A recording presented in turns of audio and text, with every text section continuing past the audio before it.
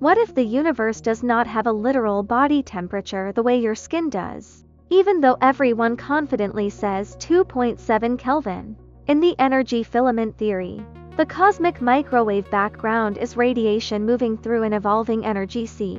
So, temperature is a useful translation we fit today, not a tag the universe carries like a barcode. Here's what telescopes actually do. They do not dip a thermometer into space. They count how strong the sky's microwaves are at many different frequencies, then plot those points into a curve. The famous number appears only after the next step.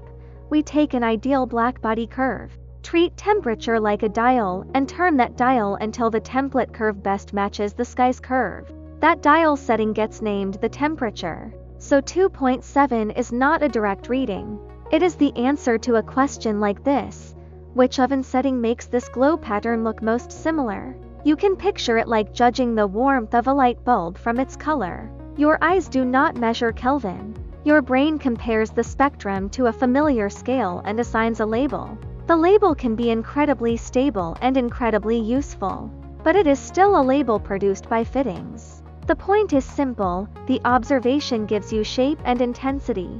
The temperature is a compression, one number that summarizes a whole curve. Compression is powerful, but it is not ontology. Think of sea level for a mountain.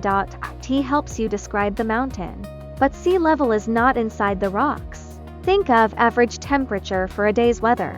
It helps you plan, but the sky does not contain a single floating number.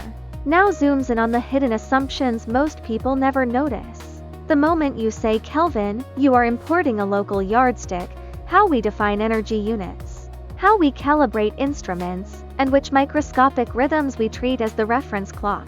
In standard cosmology, it is easy to slide past that and talk as if the fitted temperature is the universe's absolute body heat. Then lock the entire cooling history into one cleaning rule tied to expansion. The math looks gorgeous because a blackbody curve stays a blackbody under an overall redshift. The curve keeps its Planck shape and the best fit temperature just scales. But gorgeous closures can also hide a premise.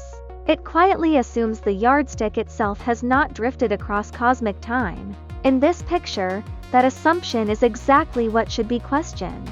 If the deep background is an evolving medium, and if clocks and rulers are physical structures that stabilize inside that medium, then your standard is not a God-given metal ruler.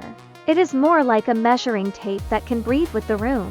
You can still measure things today with extreme precision. Nothing about this denies the precision of the spectrum. It changes what the number means when you compare then to now. When you fit an ancient spectrum using today's dial, you first obtain a translation into today's language. That is different from claiming you have directly read the universe's timeless body temperature. And this difference matters, because once you confuse translation with direct measurement, you start treating one narrative as physically mandatory.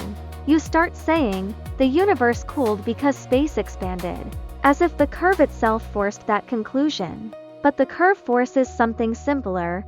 The background looks astonishingly close to a blackbody. In this picture, a blackbody is what you expect from violent mixing and fast energy exchange. Like a pot of thick soup being stirred so hard that all the flavors blur into one smooth taste. The early universe could be a strongly coupled, highly mixed environment that naturally drives radiation toward a universal shape.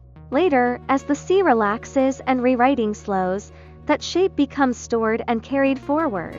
So yes, 2.7 K is a great summary number, but it is not a thermometer reading from the edge of space. It is the best fit dial settings of a template, expressed in our present-day units, using our present-day yardsticks. And once you see that, a sharper question follows. If the yardstick is physical, what else have we quietly locked into geometry by habit rather than by necessity? Tap follow, share it on New Physics, Clear Universe.